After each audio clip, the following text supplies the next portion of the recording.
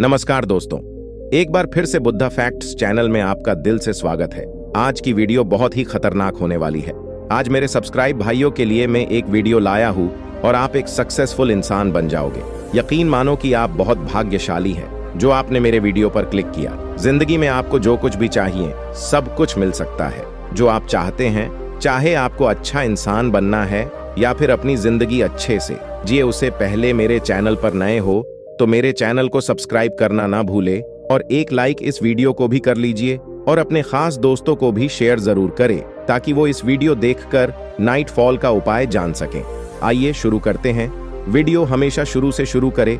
Video किसी गांव में एक लड़का रहता था और एक दिन वे अपने गंदे गलत दोस्तों के चक्कर में फंस जाता है और गलत आदतों का शिकार हो जाता है। उसकी उम्र 18 साल थी। उम्र तो बढ़ रही थी लेकिन उसका शरीर नहीं भरा था। दिन पर दिन उसकी हालत खराब होती जा रही थी। इस जवानी में ही उसका शरीर किसी बूढ़े आदमी के समान हो गया था।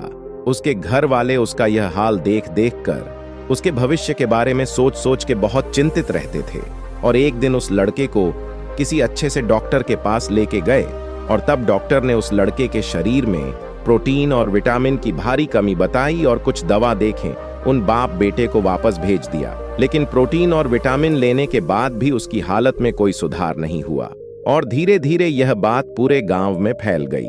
तभी गांव के किसी बुजुर्ग ने उस लड़के का हाल देखा और लड़के से काफी देर तक बातचीत भी की। बातचीत करने के बाद बुजुर्ग ने लड़के के पिता को एकांत में ले जाकर समझाया और कहा कि तुम्हारे बेटे को ब्रह्मचर्य नष्ट करने की लत लग चुकी है और यह न कि दुनिया की सबसे खतरनाक लगते हैं। अगर समय रहते इस लत से छुटकारा नहीं जलाया तो तुम अपने बेटे को खो दोगे। अगर इससे बचाना चाहते हो तो इसे किसी ऐसे साधु संत के पास ले जाओ जिसने अखंड ब्रह्मचर्य रहने का संकल्प लिया हो, तो वही तुम्हारे बेटे को समझा सकते हैं और इसके चित्र को बदल सकते हैं। वह आदमी घर आया और अपने लड़के से पूछा कि बेटा सच सच बताना कि तुम ब्रह्मचर्य का नाश करते हो या नहीं। तब उस लड़के ने कहा कि पिताजी, आपसे किस आदमी ने ऐसा कहा कि मैं ब्रह्मचर्य नष्ट करता हूँ। तब लड़के के पिताजी बोले, बेटा किसी आदमी ने नहीं बल्कि हमारे गांव के सबसे अनुभवी बुजुर्ग राजू काका ने कहा। फिर लड़के ने कहा, यदि आप बिना किसी की बातों में आ गए, उनकी उम्र 80 साल है और बुढ़ापे में उनका दिमाग काम नहीं कर रहा है, किसी के भी बारे में कुछ भी बोल देते हैं, बुढ़ापे में सत्या गए हैं, आप उनकी बातों पर विश्वास ना करें, ऐसा कुछ भी नहीं है। और इतना कहकर वह वहां से अपने कमरे में चला गया। लेकिन पिताजी को उसकी बातों पर विश्वास नहीं हो रहा था क्योंकि उसका शरीर उसके ब्रह्मचर्य नष्ट करने की गवाही दे रहा था। पिताजी ने फिर बेटे के रूम की तलाशी ली। रूम में जाते ही एक अजीब सी गंध आ रही थी और कुछ ऐसी अश्लील चीजें मिली जिसे देखने के बाद पिताजी के होश उड़ गए। पिताजी ने कहा, बेटा ये सब चीजें किस लिए? तुम्हारी तो अभी शादी भी नहीं हुई है, फिर तो इतनी सारी अश्लील चीजें किस लिए? तब पिताजी का गुस्सा बढ़ता जा रहा था।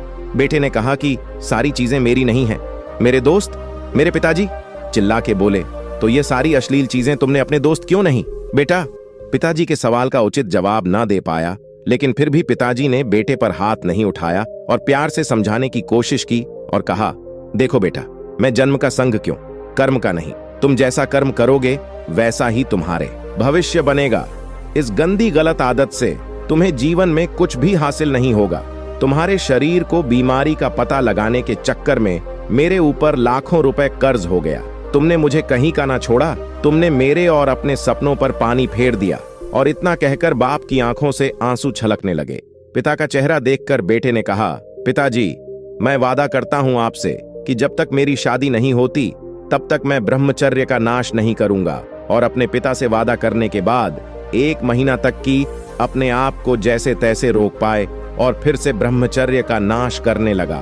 तभी उस गांव में एक साधु है जो अखंड ब्रह्मचारी थे।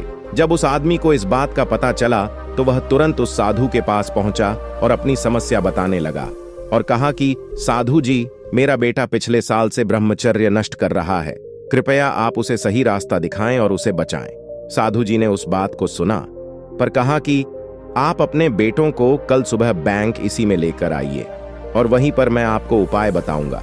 अगले दिन सुबह पिता पुत्र बगीचे में पहुंच गया। महात्मा जी बेटे से बोले, आइए हम दोनों बगीचे की सैर करते हैं। और वह धीरे धीरे आगे बढ़ने लगे। चलते चलते महात्मा जी अचानक के और बेटे से कहा कि तुम इस छोटे से पौधे को उखाड़ सकते हो। जी हाँ, इसमें कौन सी बड़ी बात है।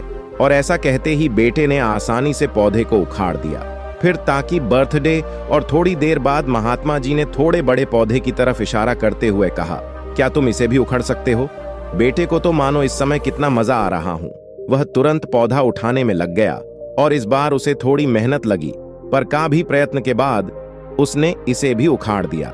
फिर आगे बढ़ गए और कुछ दूर बाद पुनः महात्मा जी ने एक बयान के पेड़ की तरफ इशारा करते हुए कहा, क्या तुम इसे भी उखाड़ सकते हो? बेटे ने पेड़ का तना पकड़ा और से जोर जोर से हंसने लगा, पर पेड़ तो हिलने का नाम ही नहीं ले रहा था। जब बहुत प्रयास करने के बाद भी पेड़ टस से मस नहीं हुआ तो बेटा बोला, अरे ये तो बहुत मजबूर पेड़ है, इसे उखाड़ना असंभव है।